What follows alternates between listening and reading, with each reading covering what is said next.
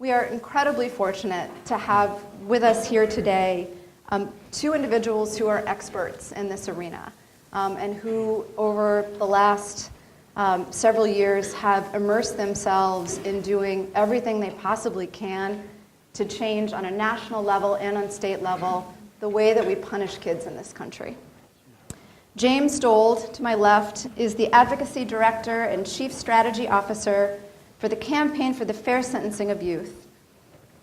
James has been with the campaign for 4 years, and during his tenure leading the advocacy team in national legislative efforts to eliminate juvenile life without parole, he has worked in states as diverse as Arkansas, Hawaii, Nevada, West Virginia, and the District of Columbia, and has helped these legislatures pass what I'll call progressive laws, which account for the innate distinctions between kids and adults, eliminate the punishment of juvenile life without parole, and are embracing a way forward that accounts for these differences in the years to come, more likely than not, in arenas other than just this particular sentence. And we also have with us Xavier McElrath-Bay. He is the Senior Advisor and National Advocate for the campaign.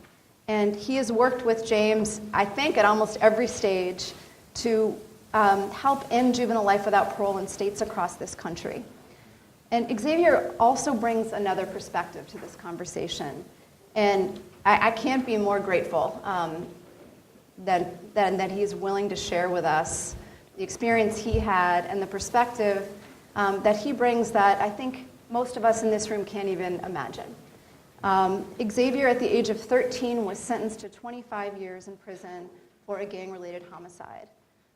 But as we will hear today, and in the words of Bryan Stevenson, who was my law professor many, many years ago, he is much more than the worst thing that he's done. His story does not end at all with his sentence. He earned a college degree while he was incarcerated and has committed his life to working for change on behalf of the victim of the homicide. He is an inspiration to everyone who's met him, and I'll let James do a more proper introduction of Xavier, but I turn it to James to talk about what the campaign has done since Miller was decided in 2012 and where things stand on a national level when it comes to this punishment. Yeah, absolutely, and thank you so much, Perry, for having us here and for allowing us to come in and share a little bit about our work around the country and what we're hoping to accomplish while we're here in the great state of Minnesota. A little bit of background about the campaign. So we were actually, one of our co-founders was actually Bryan Stevenson. So a lot of people don't know this about our organization, but we were founded by a couple of different individuals, folks at Human Rights Watch, a great litigator up in Michigan, Deb LaBelle. She's handling the sort of the Flint water case that's going on up there. A lot of these brilliant people around the country had been sort of strategizing and litigating around the issue of the death penalty for juveniles for many years. And Bryan Stevenson was very clear when the Roper decision came down that life without parole was not going to be a suitable punishment for children in lieu of the death penalty. And so we were founded in 2009 as a way to bring together litigators, prosecutors, defense attorneys, people from directly impacted communities to develop more fair and age-appropriate sentencing standards and really change the way that our country treats young people when they're convicted of serious crimes. And so it was against that backdrop that we were created right before the Graham v. Florida decision came down.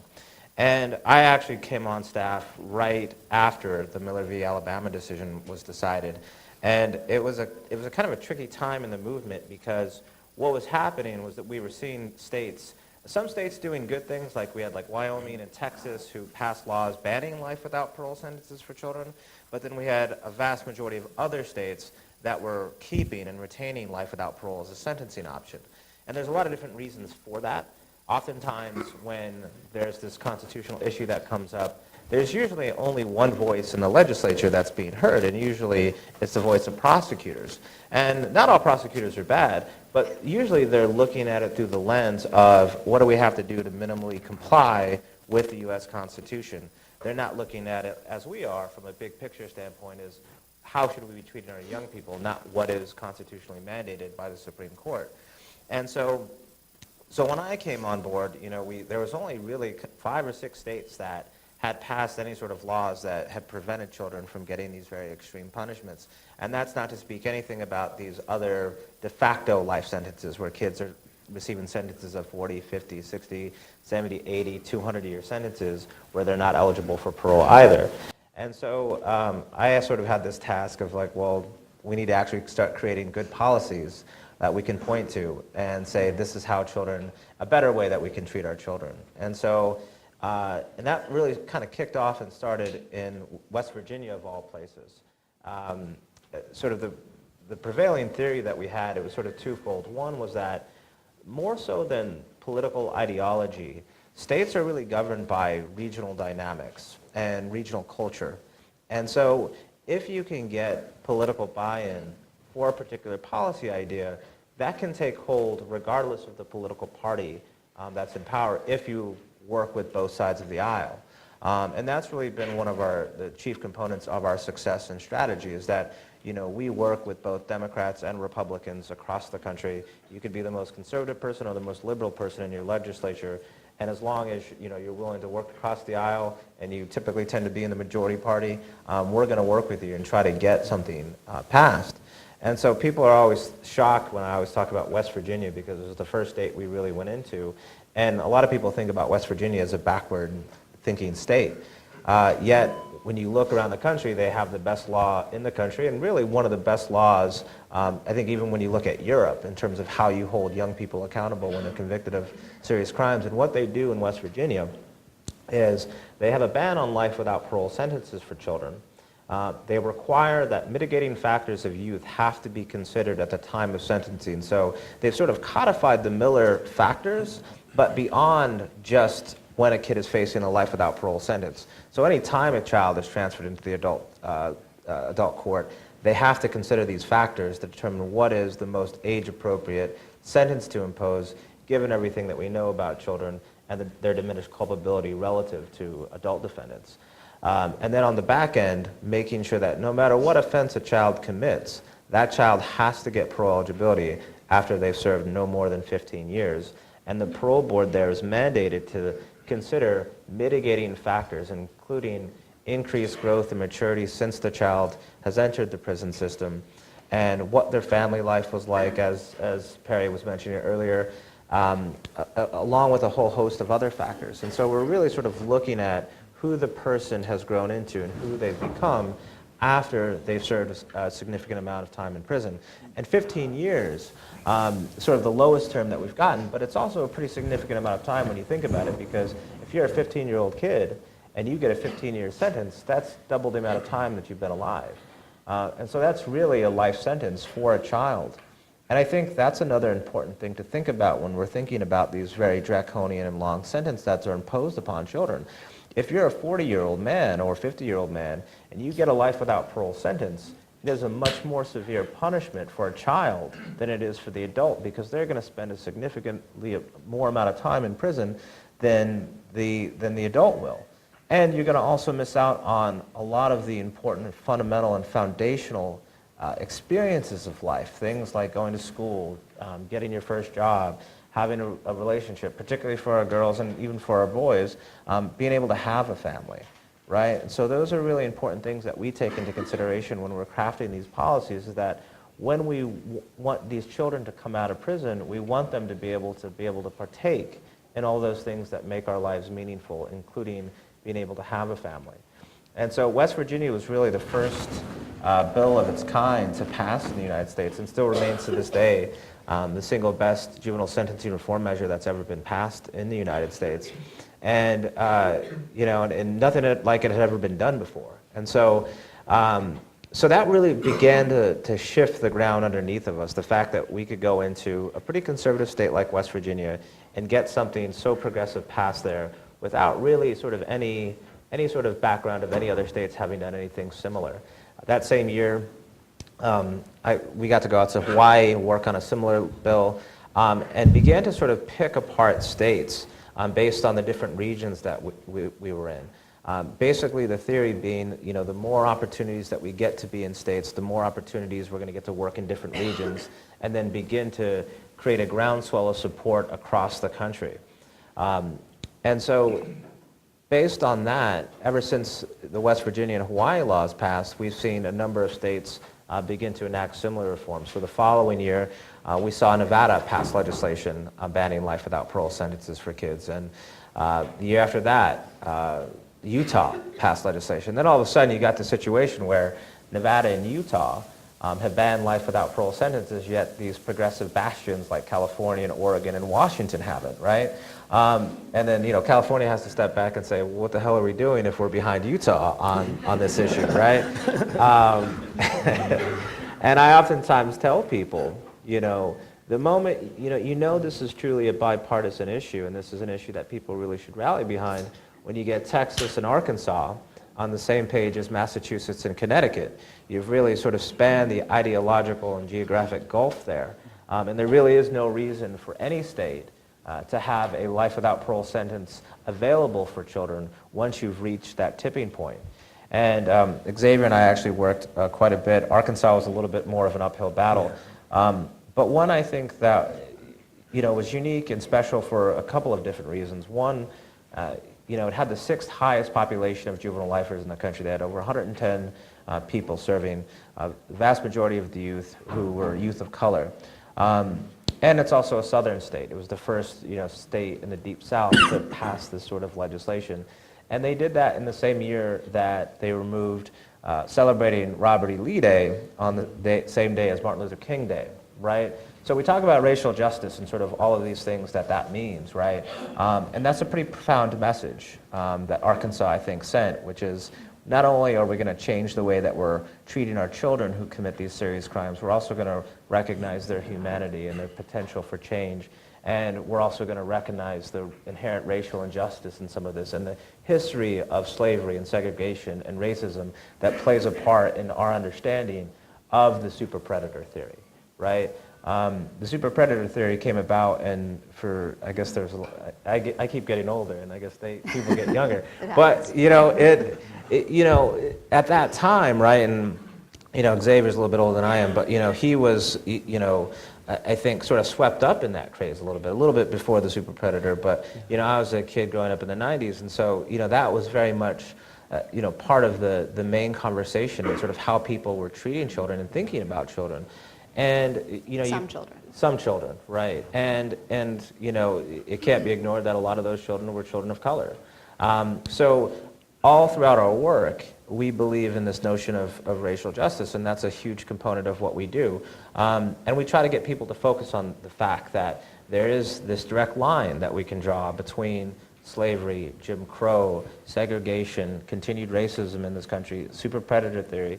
And we've come a long way as a country, right? And a lot of things have changed, and it's important to recognize that. But it's also important to recognize that there's this history that underlies everything, right? And there's a reason why we have more African Americans in poverty in this country than any other race. There's a reason why we have more African American kids overly represented in the criminal justice system, and it goes back to cycles of poverty, cycles of violence, and a little bit of what Perry mentioned earlier, which is the exposure of violence, right, and generational trauma. You can imagine, it's not too hard to think about this, right?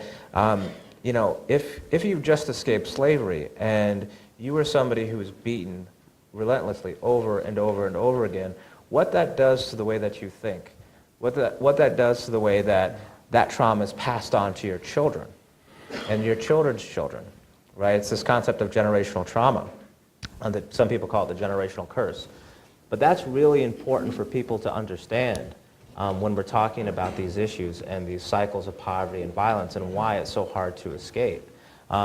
We always say that it doesn't excuse people's behavior, but it helps us to understand how kids end up in these situations. And it's something that we need to be aware of as we're crafting policies. And so one of the great things that's happened since the Montgomery decision has come down, not only have, in the last 2 years, we've gotten 7 states and the District of Columbia to ban life without parole sentences for children, but also, as you can see from this map here, the population of juvenile lifers has significantly decreased. So in 2016, right as the Montgomery decision was being decided, there were about 2,600 individuals who were still serving life without parole sentences for crimes committed as children. Today, we've cut that number in half through legislative action, through resentencing hearings, and every day we're seeing more and more states either give these resentencing opportunities to individuals, or states pass laws banning life without parole sentences and giving kids parole eligibility. And before I turn it over to Xavier, I just want to highlight that a large part of our work is on this continuum, which is we go into states, work with legislators, work with prosecutors, work with defense attorneys. I always say that we are sort of this middle road approach, because what we advocate for is banning life without parole sentences, keeping in place life with the possibility of parole, while giving individuals who are children the opportunity to see their parole board. So it strikes an appropriate balance between protecting public safety on the one hand, while recognizing that we're dealing with children and they need to have that second opportunity. And by no means is that sufficient either. I think that we envision a world where we have alternative modes of treatment and rehabilitation for children, similar to Mendota Treatment Center that they have up in Wisconsin, some really great innovative programs that they use to deal with kids. But as an interim first step, we need to make sure that states get rid of these draconian sentences and make sure that kids at least have that opportunity to demonstrate that they're more than the worst thing that they've ever done. So once we pass these bills, then we go in and we work with the parole board. We get them trained on the Supreme Court case law, the juvenile brain and behavioral development science, and demonstrate to them that kids have this capacity to change. And then also make sure that individuals who are coming up for parole hearings have the opportunity to be represented by lawyers. Matter of fact, down in Arkansas, they have over a 50% parole rate right now since they started implementing their law. And the law school down there actually has been, and many of the law students have been representing the people before the parole board, which has been a really incredible opportunity for the students in Arkansas, but also for the individuals who've been represented. And so there's a lot of great opportunity to really get involved in this issue, because there's still so much work to be done. And our hope this year is that we'll be able to work with folks here in Minnesota to get similar legislation passed to make sure that no child suffers from the same sorts of sentences that we've seen other kids in other states. But really, the core of this issue comes down to how kids have the ability to change and grow over time. And so I want to turn it over to Xavier to share with you his experiences and why the Supreme Court was right in deciding Graham, Miller, Montgomery, and Roper the way that they did, and how courts and states have really been embracing this sea change because of people like Xavier. So I'll let you go ahead. Thank you. I don't know how you all feel, but when I hear him talk, I get something boils inside of me. I want to go out there and just advocate and fight, and I've been very fortunate to be able to do that. We have this running joke. We said, we're the men in black, right? So we go into different states. We're very mission focused, but for me personally, I never would have envisioned that for myself in my future at a certain time in my life. My earliest memory, interesting enough, my engagement with the system overall was being placed inside of a squad car at the age of 6 years old. And talk about generational trauma. I remember, the experience of being placed in a squad car at that very young age, and it wasn't because I had committed a crime. It was because of allegations and actual actions of abuse from my stepfather, which led to me and my siblings being removed from my home. Soon after, I was placed into a foster care system, or into a foster care home that was very abusive, in fact, equally, if not worse.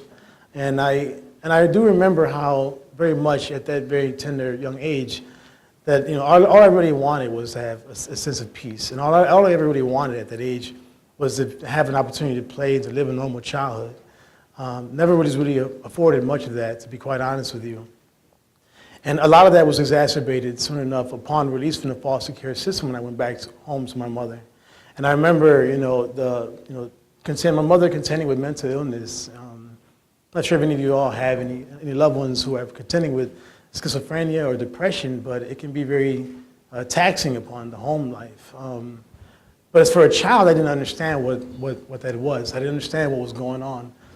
When my mother said she heard voices, I believed her. My brother was contending with schizophrenia also. When he would submerge himself inside water, and he would let the water reach the top of his chest, and he would be praying against his spirits in his legs, I prayed along with him.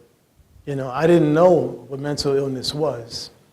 when we contended with the lack of utilities, electricity, gas, times when we were cold, when we didn't have food, times when we had to sleep in abandoned buildings because we were running away from an abusive stepfather, I thought that was normal.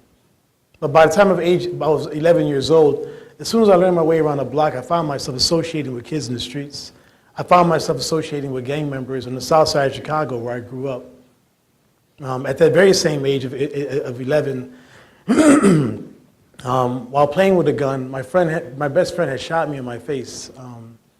At the time, I was a victim, but sadly, unfortunately, up until that point, I had already racked up several offenses, mostly for criminal trespassing, petty shoplifting cases, stealing quarters from parking meters. It was really just indicative of the poverty and so many unaddressed needs that I had in my life at that time. And of course, being a child, very impetuous, risk-taking, and impulsive, in an environment that was very non-nurturing and toxic. Unfortunately, that combination resulted in a lot of early poor decisions on my part. But when I was a victim at that time, unfortunately, I wasn't recognized as a victim. In fact, 2.5 to 3 weeks later, I was arrested in relation to that shooting because I had refused to tell on my best friend who had shot me. And this was during a time, even before the super predator theory, times in the communities like mine in the south side of Chicago, where it was quite normal to be brutalized, to be beaten, in fact, and by law enforcement. I cannot tell you the amount of times that I had been beaten by the police in my community. I'll give you one short story. I remember standing on the corner at 51st and Ada, and while standing there, knowingly when my friend had a weapon on him, I was aware of that. And when the police pulled up, they asked us to come to the car, and he ran. And I ran also. I didn't stick around to see the outcome, because I knew they would be upset about him running, so I figured I might as well run too. And I remember I crossed over to 51st Street. I had a small parking lot. When I ran to the back of that parking lot, I remember a squad car, another one, pulling up to the back, and I was pretty much trapped, and I put my hands up, and I put my hands to the back of a broken down car. And I remember the officer saying, "What's your name?" And for some reason, although I heard what he said, I said, "What?" And when I said what, within an instant, he had hit me so hard. And I remember my nose started bleeding profusely, and as I looked down, all I could see was my blood rushing out of my face. And I remember thinking to myself, like, they're going to kill me back here. That was my belief, that if I responded and said what, and if that triggered that type of response, I can only imagine what else is going to happen. And I just kept quiet. And I remember the officer saying, with cuss words, don't act stupid. Where's the gun? Where's the weapon? They were searching underneath all the vehicles in that lot. And I remember when they couldn't find anything, they told me to just go along. And I went straight back across the street to Sam's store where I was standing. I walked in, and Sam, who was actually the owner of the store, saw me bleeding, and he said, "What happened?" I saw the police chasing you, and I told him what happened. No one thought to call authorities, to report it. This was a very typical experience for a child in the south side of Chicago. That experience was, in fact, replicated when I was arrested at the very age of 13. After having 19 arrests and 7 convictions, mostly for gang-related offenses, I was released from a juvenile court. And when I was released from that court, I was released on homicide. Homicide detectives had cuffed me up at the door of that courtroom and taken me out and sent me over to homicide division, where I was questioned in relation to the homicide of a 14-year-old kid named Pedro. Pedro was the victim in my case at that very time of my life, someone who I did not know. I played a role in his death. I was guilty, and I eventually did plead guilty. But I can tell you that when I was at the homicide division, although I was a child, once again, I wasn't treated as a child. In fact, I wasn't treated human, to be quite honest with you. I remember when I was walked into the interrogation room, I sat down, and when I sat there at a very small table, the officer walked in after an hour and a half or so of leaving me alone, and he dropped a big giant telephone book in front of me. I understand I was handcuffed to the wall, sitting at a small table. And when he started questioning me about what happened, I played stupid, and immediately he hit me in the head with the telephone book, and he and other officers started to beat on me. Within hours, I had confessed to my involvement in that, but it was mostly because, in my heart, I felt like my life was hopeless. At the time, I was a runaway from the child welfare system. Just 3 months prior to that, while at Maryville Academy, the staff had accidentally killed a kid in front of us. Wakita Wallace was a young 14-year-old child who was acting out and was restrained in the middle of the hall, which had all of our rooms. And though to us it was typical for us to see that, what we did not anticipate is that Wakita would die that day. They had taken shifts on his back, some on his head, some on his legs and arms, holding him down. And he had his arms crossed over his neck in this fashion. And after hours of being held in this way, when they thought he was playing sleep, the reality is that he had passed away. They had escorted us across the walkway to the Plina house, and while there, we found out the news, and we all just went through the whole campus destroying stuff. We tried to break all the windows of all the cars. We tried to flip the car of the home supervisor. Basically, we were enraged. We were so hurt and devastated. By 2 o'clock in the morning, they finally rounded us up and they put us in Father Smith's home, where we sat at a big giant conference table, and they tried to reason with our emotions about the reality that they did not intend on killing Wakita. But understand we were children. Understand we were children who had grown in environments where police brutality was the norm. We were kids who grew up in very negative and unnurturing environments where abuse was the norm. We were kids who had no trust for authorities or adults at all for that matter, and more often than not just banded together for some semblance of love and connection. On that evening, we did retire back to our rooms. And I remember the following morning when we came out, the world had changed. We no longer had trust or any care or concern for what they had to say. The reality is that many of us started to trickle away. One ran away, two ran away. And within about a week and a half or so, I eventually did run away. And it was months after that when I had caught this case. And looking back, sadly, it was like a runaway train towards destruction. And looking back, sadly and unfortunately, I realized as an adult now, as a 42-year-old man, I look back and realize that those experiences were really not indicative of who I was. And I say that mostly because when I went into the system at that very young age, I was a child, obviously, what we understand today, with an unformed brain. I was a child who was driven emotionally.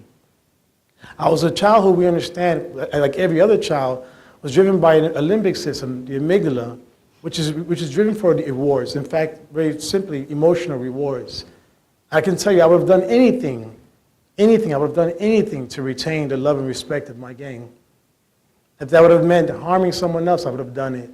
It's not because in my heart of hearts I was a bad person. It's because sadly, many of the most basic and fundamental human needs that I had as a child were unmet. But once again, I didn't find who I was as a person. Even throughout those experiences, there were times when I cried and felt bad. In fact, on the day when Pedro Martinez passed away, I ran home and cried on my mother's couch.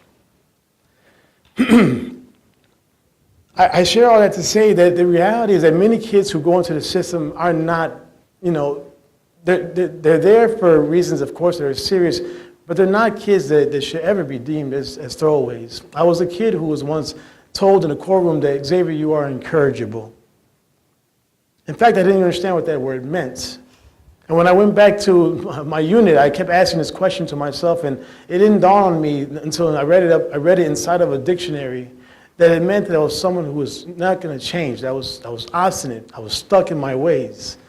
And I thought to myself, and I reflected upon the time when I was at Maryville Academy prior to Wakita's passing. The reality is that for a whole year, between the age of 12 and a half to 13 and a half, I had no offenses.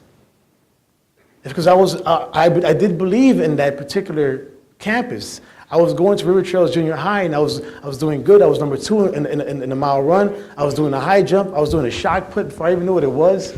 I was like, what is a shot put? They're like, you're doing it right now. I was like, just throw it. I'm like, all right. And I just threw it. And the reality is that I was learning a world that I didn't understand as a child. I had a sense of what a normal childhood could look like. And I remember when I was locked up, I used to get another glimpse of that sort of normalcy that I had really just yearned for as a child when I would watch this show. Do you all remember Saved by the Bell? So you remember Zach Screech and all that? The reality is that I remember when I was serving this 25-year sentence, I would find myself caught up in this show. And it's because I often wonder, what if I had that kind of life? What if I was going to a school where I didn't have to worry about gangs and drugs and violence? What if all my needs were met? What if my greatest fear in life was whether or not I was going to win that dance competition after school? To me, the show just seemed so corny. It didn't seem realistic. But I came to realize, wait a minute, but that's what life should be. Like that is the way teenage life and adolescence should be. Xavier, it's not normal that you were shot in your face, that you were exposed to guns at such a young age. Xavier, it's not normal that you were hit with a pipe on your elbow and had to get stitches. That at the age of like 10, 11 years old, you got into a fight defending your brother and your head was busted on the gate of a school. These things were not normal experiences, Xavier. And I realized that, as I grew up in the prison, I started to yearn for something beyond the prison walls. I yearned for a normal life that I would see through a 13-inch television screen. And I realized that, Xavier, you're changing. I often found myself in solitary confinement because I would get into fights. It was mostly because of my involvement with the gang that I was a part of. But then as I began to get older, I started to build the courage and strength to be able to stand in front of that gang and say, I don't want to be a part of it any longer. At the age of 18, 19, I was able to make that decision at Pontiac Correctional Center, one of the worst prisons in our state. At that time, I was really just leaning on a prayer, Bible verses that I had remembered, and hope that, that if I was going to risk my life for something else in this world, it's going to have to be something more meaningful. And I didn't want to end up on death row, which was only 300 feet away from where I was when I was serving a year in solitary confinement for assaulting a correctional officer. I knew that my life was on a fast pace towards destruction. But my experience is not the exception. I grew up with many individuals in prison who went through similar transitions. People who I can reflect upon when we were children, we would antagonize each other, who were rival gang members, and we would fight each other in the juvenile detention center. The maturity, the sense of responsibility and accountability that evolved over time as we grew up in the system, the sense of connectedness and recognizing that we're all really just in the same boat. The reality of the socioeconomic conditions that we had come from, the daily struggles of being able to provide for each other and ourselves through a meager commissary system, and working very hard each and every day for just $30 a month to survive inside a maximum security prison. These are realities that you start to reflect upon. They're things you start to take in, and if you experience that growing up and you're there, and you're realizing that it's not just about survival, it's about humanity, it's about what's right, it's about being loving and compassionate, it's about being there for each other. And there's so many other kids out there who are just like us, and you almost want to scream at the bottom of that cliff to those who are about to jump off, don't jump off. And I can tell you, oftentimes, we had conversations around these issues.